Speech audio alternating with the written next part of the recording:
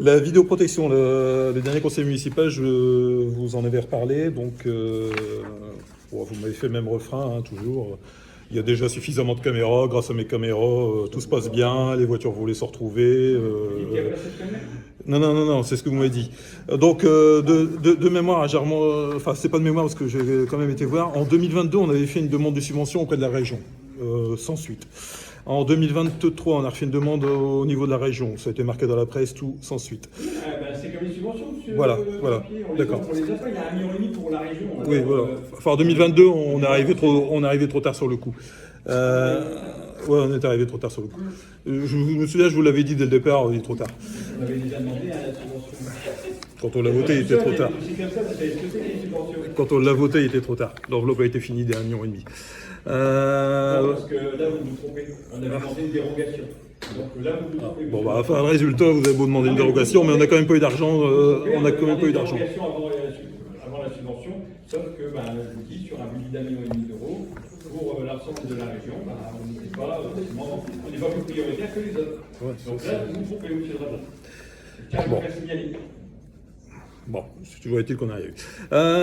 Donc là, faut passer. Vous me dites, non, tout va bien, les caméras, il n'y a pas besoin, il y a des jours 36, 37, 38, enfin, tout va bien. Et surprise, quelques jours après, je lis dans La Voix du Nord, hein, je pense que c'est vous, monsieur Cornet, qui l'avez écrit, l'article, on va installer des caméras dans le centre-ville.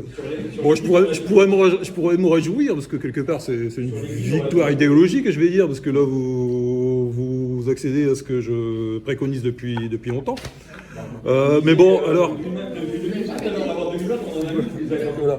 Non, alors, il y a caméras, il y a celles qui surveillent les bâtiments, qui sont dans les cours d'école et autres. Elles sont nécessaires, on est bien d'accord. Par contre, elles ne protègent pas les biens et les personnes. Moi, je vous parle des caméras qui pourraient être à l'entrée du village, sur les axes principaux. Voilà, c'est prévu. Donc, la fois passée, il m'a dit c'est pas nécessaire. Et puis finalement, quelques jours après, quelques jours après, dans La Voix du Nord, on va installer des caméras. Bon, alors, est-ce que c'est encore un coup électoral, à un an des élections politique. On a eu un booster, on va s'en servir. Ah, voilà, tiens. Pourquoi vous l'avez pas dit tout à l'heure?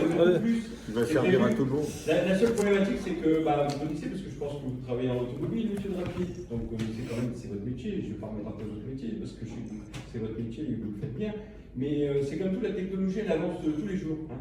Donc entre les caméras qu'on avait il y a 10 ans et les caméras qu'on a maintenant avec la reconnaissance faciale et qui suit les personnes et qui vont laisser tout ça, ça change. Il y a aussi la problématique des Wi-Fi. Hein. Quand vous n'avez pas de Wi-Fi, là, tous les bâtiments publics, on a du Wi-Fi autour, on peut se permettre. Maintenant, il y a des nouvelles technologies qui ne demandent plus la Wi-Fi comme elle est dans l'état actuel. Donc ça, c'est ce qui permet qu'on peut remettre des caméras en extérieur sur les axes routiers. C'est ce qui va être fait, il y a des devis qui sont demandés, on attend, on verra bien le retour, mais ça va se faire.